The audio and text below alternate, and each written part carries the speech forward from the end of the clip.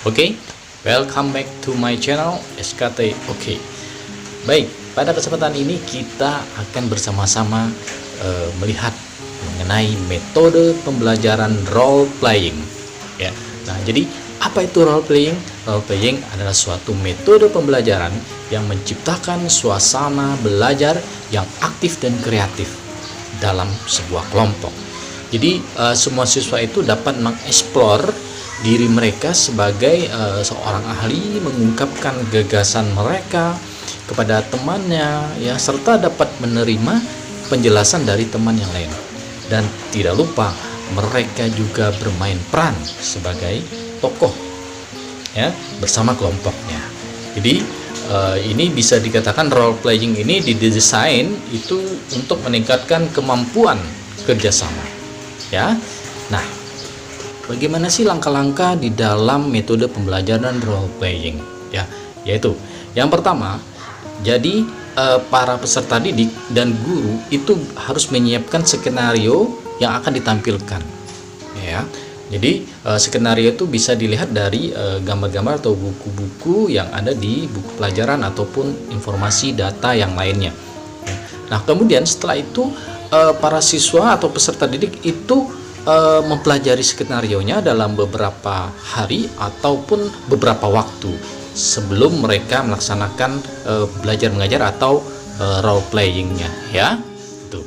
Kemudian berikutnya setelah itu diadakanlah kelompok ya, kelompok, kemudian diberikan penjelasan oleh guru mengenai kompetensi yang akan dicapai, dan kemudian para peserta didik berikutnya itu dipanggil untuk memerankan ataupun melakonkan skenario yang sudah dipersiapkan.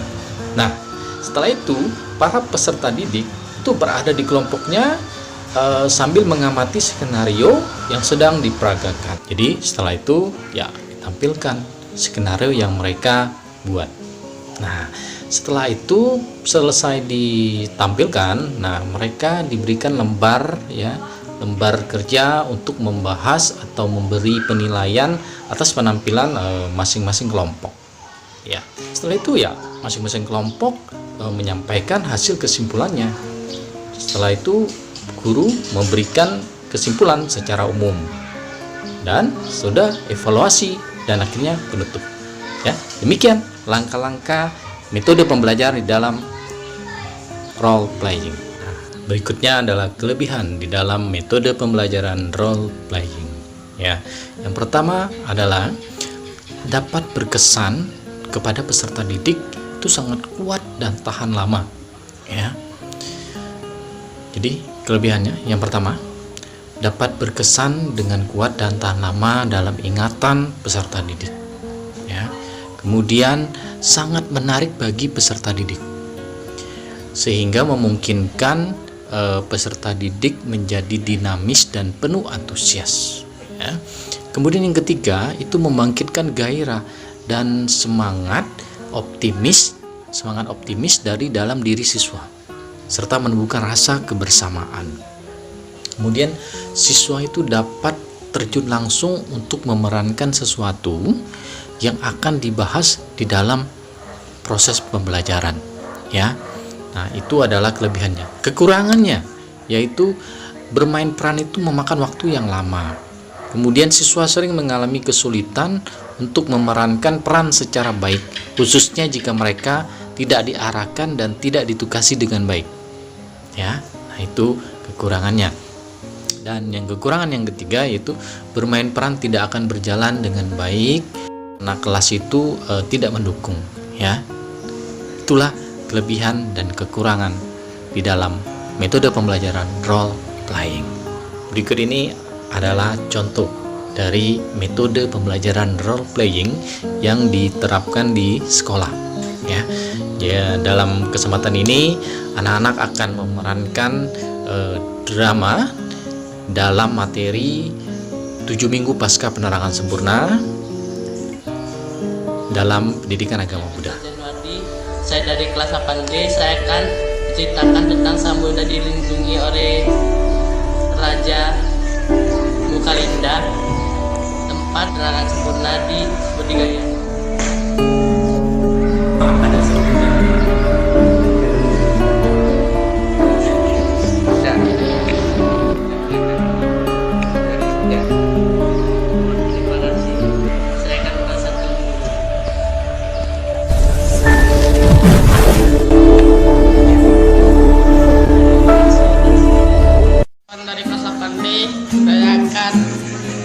memperhatikan gambar titik 6.6 yaitu tentang Buddha membawakan dharma pertamanya.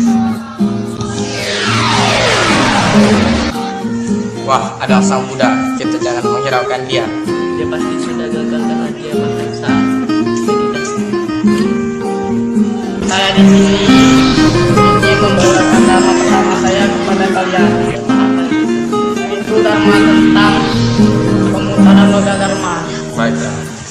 Clara Laurencia, saya dari kelas 8G. Saya ingin memerankan Siddhartha menjadi Buddha.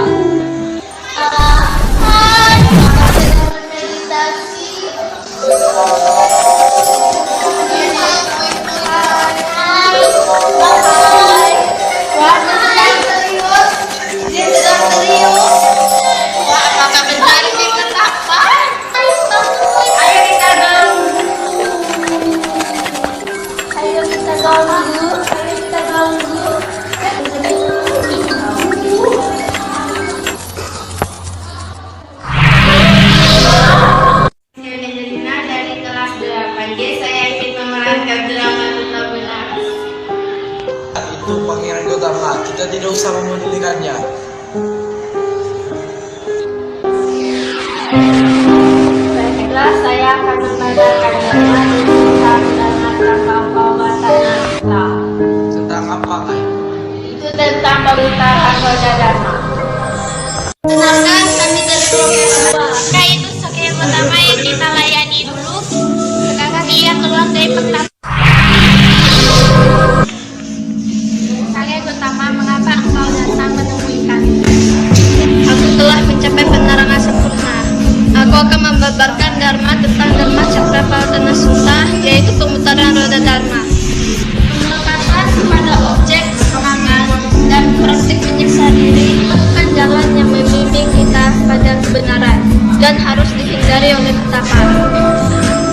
Jalan tengah adalah jalan yang menuju nibbana, yang membimbing kita terbebas dari penderitaan yang harus diperjuangkan. Ajaranku telah kubabarkan. Engkau harus melaksanakan dharma, yaitu Angelita dan Baron Cecilia. aku ingin melahirkan di Tuhan.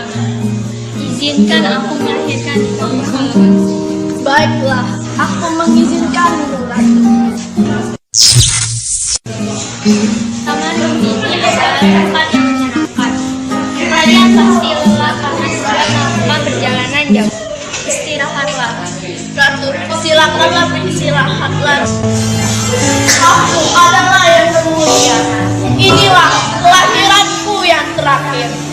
Dan tidak adalah kelahiran bagiku lagi.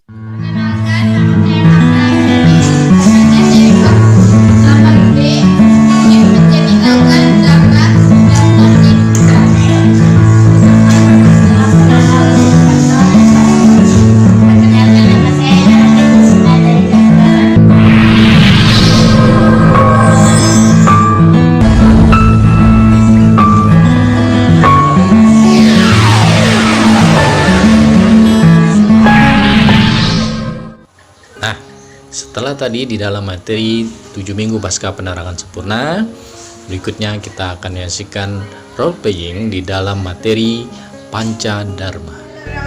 Saya menjadi tukang tampilnya. Kenalkan nama saya Farhana. Saya menjadi figuran atau Nantinya.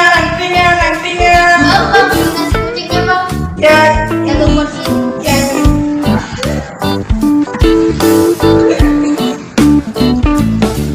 Iya bang. Ini bang. Makasih, Bang. Enak banget bang nasi kucingnya. Ya, makasih, Bang. Nanti kapan-kapan saya mampir lagi ya bang. Ya, Bang. Peran sebagai penolong dalam kesusahan. Penonton, nama saya William. Saya menjadi figuran. Saya Dharma Yuga Putra Sanjaya. Saya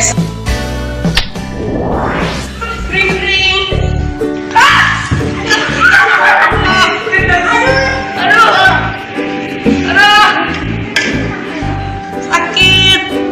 Aduh nih, kenapa kamu udah jatuh? iya deh, itu bantu bang. Ayo aku tolong.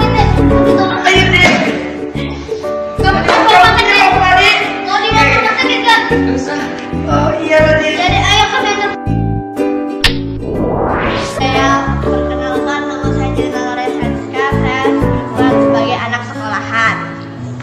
Saya Filosofi Octavia. Saya berperan.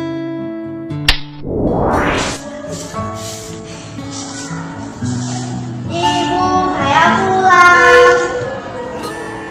Bu, saya bantu ya, Bu. Ya, kamu kirimkan nama saja. Oh, baiklah.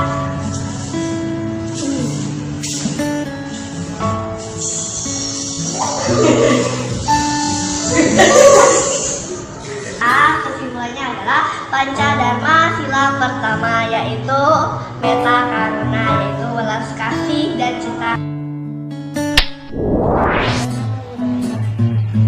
Kami akan menceritakan gambar tentang titik satu.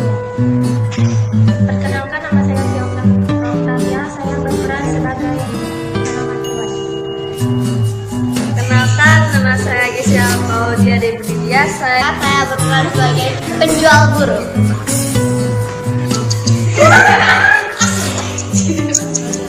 Wah, burung saya sudah pada gede-gede ya. Ya, sekali burung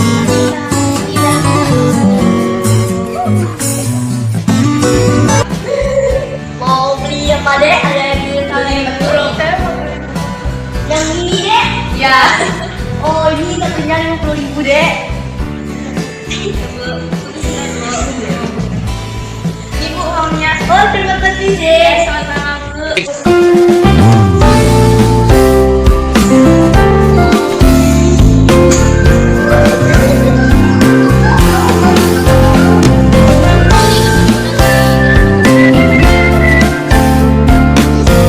Pancadharma yang pertama yaitu meta karuna, yang artinya cinta kasih dan welas kasih. Kita tidak boleh menyiksa hewan ataupun manusia, dan kita harus melepas.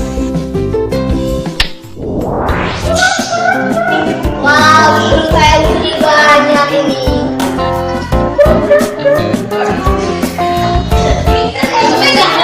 Saya mau beli burung. Oh, yang mana dek? Yang itu, Bu. Yang dua-duanya, Bu. Oh, ini dek. Ini harganya 100.000 dek. Oh, ini dek burungnya dek. Siap, Bu. Kasihan sekali burung ini. Mari kita lepas. Kalau bebas.